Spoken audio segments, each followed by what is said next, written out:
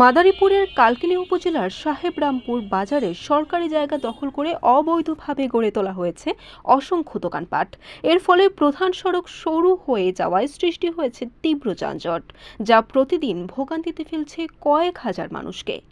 সরজমিনে গিয়ে দেখা যায়, সাহেবরামপুর বাজারের মূল সড়কের দুই পাশের সরকারি জমি ও ফুটপাত দখল করে স্থায়ী ও অস্থায়ী দোকান তৈরি করা হয়েছে।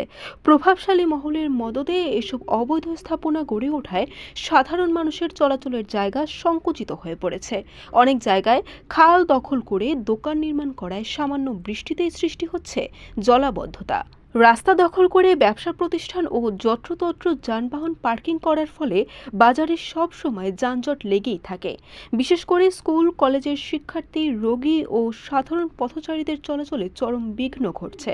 ভাই, আমরা আরো 2 বছর না 3 বছর আগে দেখছি পিওনেরা আইসা এনে গাছ লাগাইয়া বেড়া দিয়া গেছে, এই ঘরটা সব ভেঙে দিয়ে গেছিল।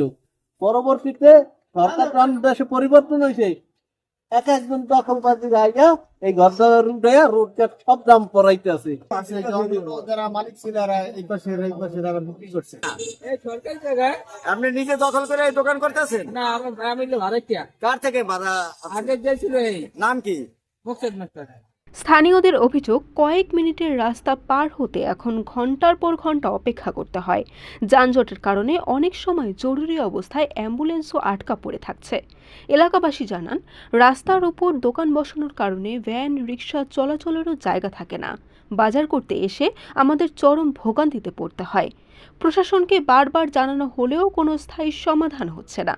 এ বিষয়ে স্থানীয় সচেতন মহল উপজেলা প্রশাসনের হস্তক্ষেপ কামনা করছেন। তারা দ্রুত অবৈধ দখলদারদের উচ্ছেদ করে রাস্তা প্রশস্ত করার দাবি জানিয়েছেন, যাতে সাহেবরামপুর বাজারের পুরনো ঐতিহ্য ও সাধারণ মানুষের চলাচলের স্বাভাবিক পরিবেশ ফিরে আসে। বরিশাল নিউজ।